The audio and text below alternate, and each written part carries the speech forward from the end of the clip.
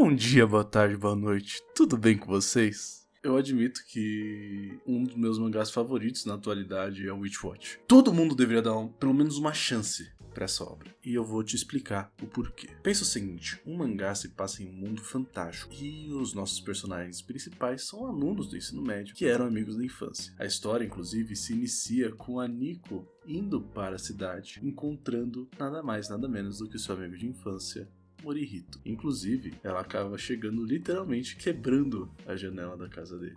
Eles eram amigos de infância que foram separados em razão do treinamento de bruxa da Nico. Sabemos que desde o início da obra que a Nico tem uma paixonite aguda pelo Morihito, que acaba criando cenários na cabeça dela, onde ela acaba se confessando para o seu crush querido. Só que a gente tem um problema. O Morihito ele não é um ser humano, e sim um ogro. Ogros não possuem uma certa facilidade com sentimentos. E quando a Nico ela foi voltar para a cidade grande, quando ela encerrou o treinamento dela enquanto bruxa e foi para a cidade grande terminar os estudos, ela pediu, que o Morihito fosse, ela escolheu ele como seu primeiro familiar. E o Morihito não teve outra escolha senão aceitar, porque é uma questão de um trabalho que se passou por gerações, etc, etc, etc, que é explicado na obra, inclusive. Após arrumar a janela que quebrou com a sua chegada espetacular, ela decidiu que queria mostrar os demais feitiços que ela aprendeu no decorrer do tempo enquanto ela estava fora pro Morihito.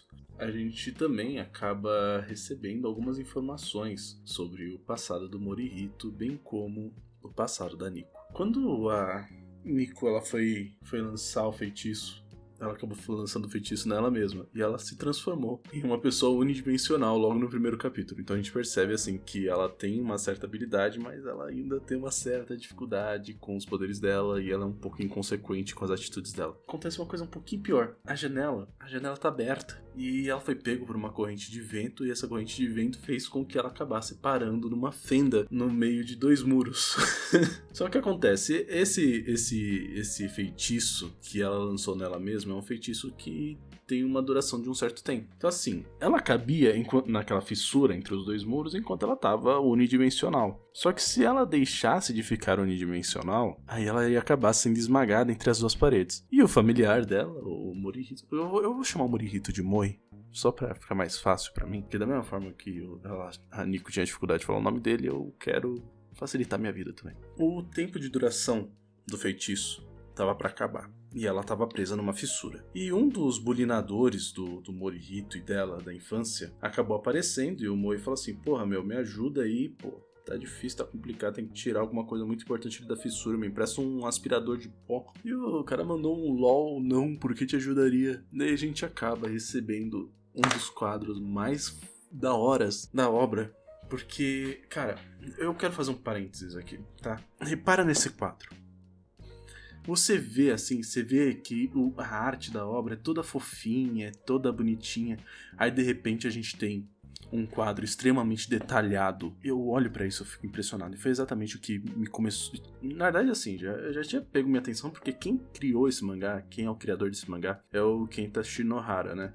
Que é o mesmo criador de Scat Dance, que inclusive é o meu mangá favorito. A gente percebe também a linha, assim, cara, ele chegou num nível tão alto na arte dele. Tudo que ele faz tá bonito. É tipo a criadora de D-Gramma, só que a criadora de D-Gramma, ela precisa de 3 meses pra conseguir fazer mangá, e o cara tá fazendo mangá semanal. No primeiro capítulo, o Moi acabou batendo na parede, com isso conseguiu destruir a parede, e com o vento, né, com o vácuo, né, que se criou, a pressão do ar que se criou, a Nico saiu e foi o tempo suficiente para ela voltar ao seu tamanho normal e cair nos braços do Moi. Basicamente o primeiro capítulo é só mais uma apresentação deles.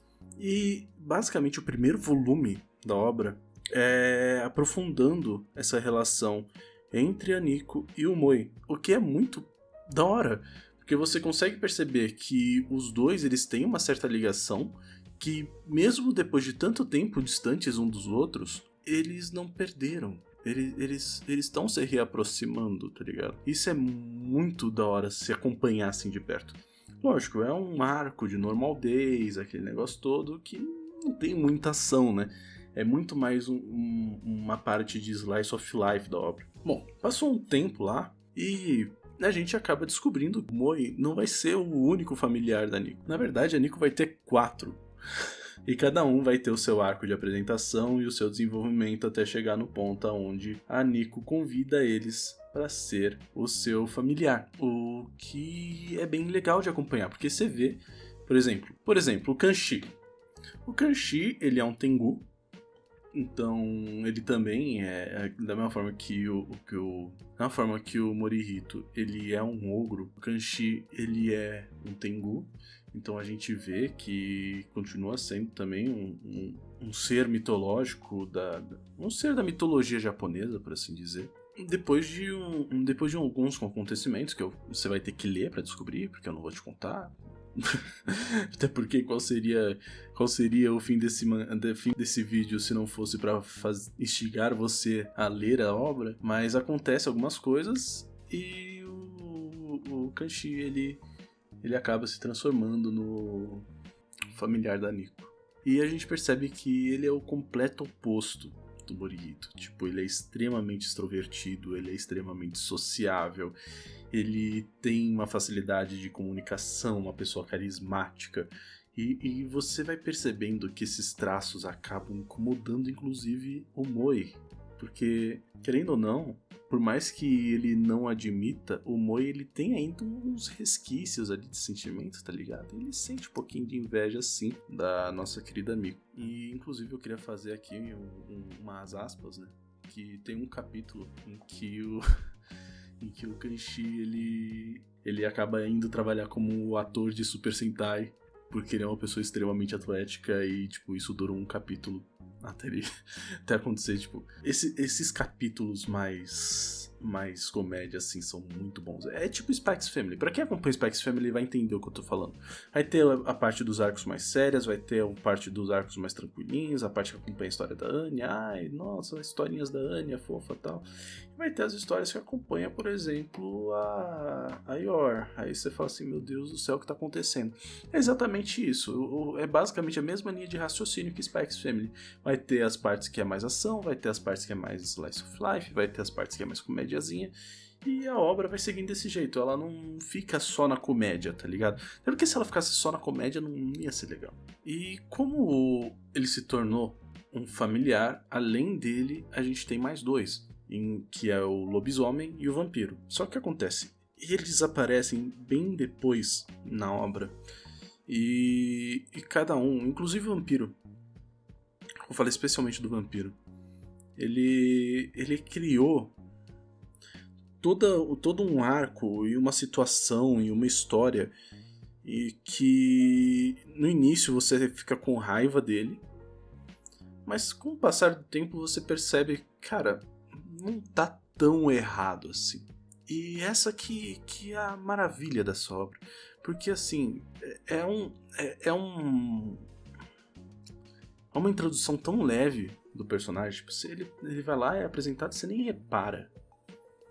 E com o passar do tempo ele acaba tomando uma série de questões e decisões, e ele acaba tornando, né, tendo um certo protagonismo, mesmo não sendo protagonista, ele tem um certo protagonismo, e você acaba até se apegando ao personagem, e isso é maravilhoso. Isso não acontece só com os familiares, né? A gente tem, por exemplo, o presidente do Conselho Estudantil, que é onde todo mundo estuda. Tem o presidente do Conselho Estudantil, que é o Tenryu. Ele sempre tá naquela pose fodona de segurando o chapéu com a luvinha. Isso é sensacional. E tipo, na primeira aparição da cena, ele não consegue desgrudar a mão no chapéu, kkkk. Mas depois ele começa a ter uma certa relevância como personagem secundário na obra, ele começa a ajudar o pessoal e de fato ele acaba atuando como um presidente do Conselho Estudantil, auxiliando os alunos, e não só dentro da escola, mas também aí fora. Se esse personagem não tivesse lá, eles não teriam a quem recorrer. E essa é a maravilha da obra, cara. Porque você percebe que as conexões, elas vão se iniciando devagarzinho, mas conforme elas vão se iniciando, não é um laço assim que vai se acabando aos poucos e tal. Não, é uma questão que vai crescendo. A mesma coisa, a professora. A professora, ela... Nossa, ninguém suportava as aparições da professora, porque, em primeiro lugar, ela fala muito, né? Ela tem balões de fala que são enormes, mas tudo bem, a gente aceita. Só que, conforme vai se aprofundando na história dela, você vai percebendo por que ela é desse jeito. E por que ela se esforça tanto pra esconder quem ela é, porque ela tem medo de que se ela se mostrar do jeito que ela é, as pessoas não vão respeitar ela, porque ela é uma pessoa adulta que lê fanfic na internet, tá ligado? Que lê webtoon. E cara, eu entendo esse sentimento da professora, tá ligado?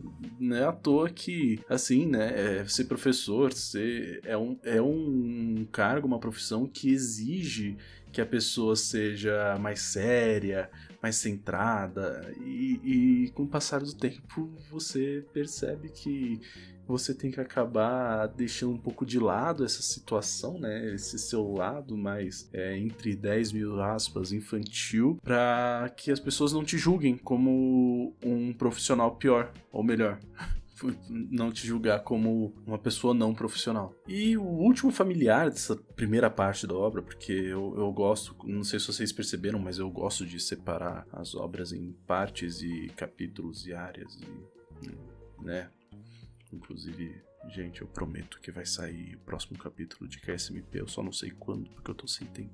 Mas a gente vê o vampiro. Como você... E quando você conhece o vampiro, você fala assim, mano, por quê? Tá ligado? Na verdade, assim, eu acho que a entrada do Miharu, ele foi meio assim, tá ligado? Eu não gostei muito da introdução dele. Tem gente que gostou, tem gente que achou que ficou algo legal, mas, né, das pessoas que eu conversei da obra, teve uma pessoa que gostou e uma pessoa que não gostou.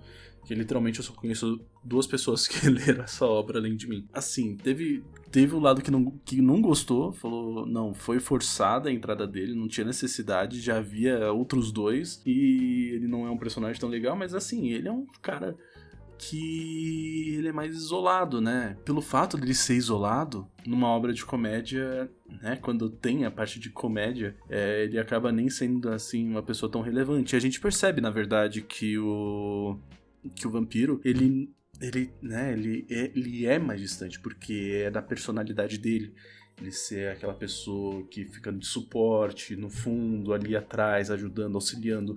Nunca é uma pessoa que tem, assim, tanta aparição, assim, na obra. Mas quando ele aparece, ele tem um protagonismo, ele mostra por que ele veio. Isso é mais interessante. E não, ele não é um vampiro de sangue, ele é um vampiro energético, inclusive.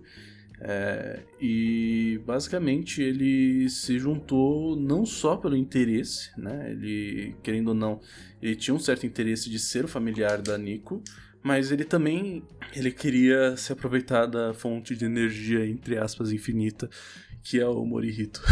É um grupo que a gente vê que são personalidades extremamente diferentes, são personalidades que assim, isoladamente, trabalham muito bem e em conjunto trabalham muito bem também. E é uma obra que tem ação, é uma obra que tem comédia, é uma obra que tem romance, que tem slice of life. Cara, é uma obra que agrada a todo mundo. É uma obra que eu, sinceramente, eu não entendo por que até hoje não tem um anime. Era pra já ter tido um anime essa obra. E fica a minha recomendação, se vocês acharem que ficou legal, se vocês realmente se interessar, cara, vai atrás. Tem na Shueisha, tem o mangá pra ler em inglês. Eu acho que não existe oficialmente meios de ler em português, mas quem procura acha aquilo, né? A internet tá aí pra isso. E se você gostou do vídeo e gostou da obra, deixa um like. Vamos conversar aqui nos comentários. Você acompanha a obra? Sim? Não? Ficou interessado na obra? Por quê? Vamos debater aí e até a próxima.